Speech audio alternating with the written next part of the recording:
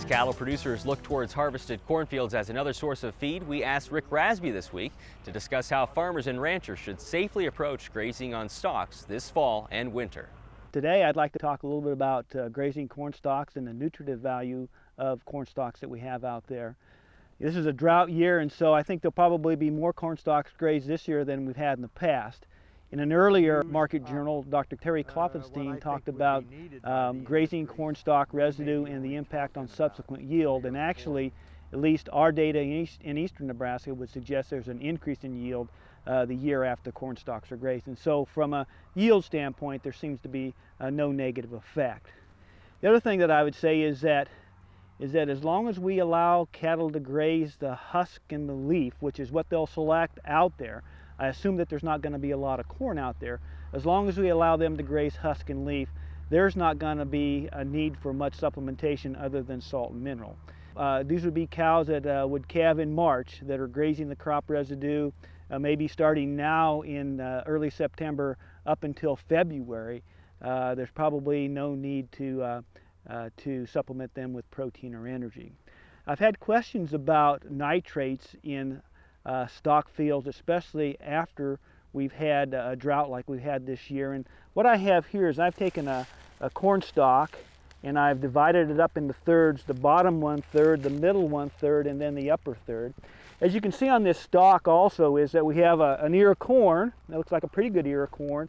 And we have husk right here, and then we also have leaf, right? We have a leaf blade, and there's a shaft down here that would be called the leaf shaft, and that would be part of the grazing.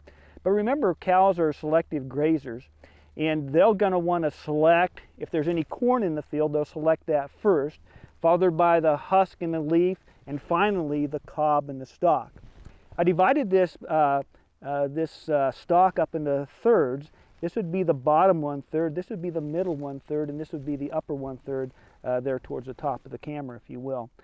If there's any nitrates that are going to accumulate, they would accumulate down here in the bottom 1/3 of the stalk. So that would be really where we would not want to force cattle. The Wisconsin data would say that there's probably, in drought years, very high nitrate levels here. If you take a look at the Wisconsin data in drought years, is that the middle 1/3 and the upper 1/3 of the stalk, really their data would suggest there's less than half the toxic level here. That's less than half of the toxic level, and even less as you get to the upper third of that stalk. The other thing that I would say is that the leaves are very low in nitrates, as well as the husk are very low in nitrates. Also, the cob is very low in nitrates. So as you think about grazing from a nutrient standpoint, you want them to graze the leaf and the husk, right? Because they're the most nutritious. And don't force them down to eat the bottom part of the stalk.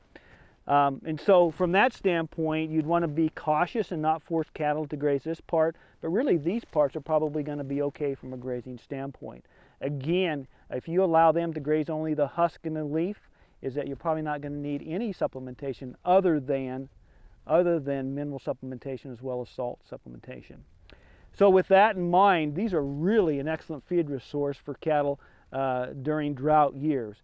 We want to be able to source enough corn stalk residue that we don't force cattle to graze the bottom part of the stalk, as you would see right over here. You would not want cattle to be forced to graze this particular part of the stalk. As long as they have access to the upper part of the stalk, the middle part of the stalk, and the husk and the leaf, we're going to see very little detrimental effect in regards to nitrates in these stock fields. If you force them to graze the bottom part of the stalk, there is the possibility of nitrate toxicity. If you want to know how to gauge the number of days a residue field could be grazed, we have a corn stalk grazing calculator that you can find on beef.unl.edu. And those grazing days and the amount of residue that's left in the field is based on corn yield. And so bushels per acre would basically tell us the amount of residue that would be there available. The other thing that I might say is that sometimes in these fields I've noticed that they haven't picked some of the ends and left that standing. Now that would be a little bit of a caution to me, in that there could possibly be fairly high nitrates in that area. So make sure that if you go to a residue field and that's happened, You might want to take a look at possibly fencing that out, because I kind of think cattle will probably make their way towards that end of the field, and that could be possibly high in nitrates. But other than that, and not making sure that cows don't graze the bottom part of this stock, these fields will be one of the resources that we'll use this winter because of the low availability of forages caused by the drought.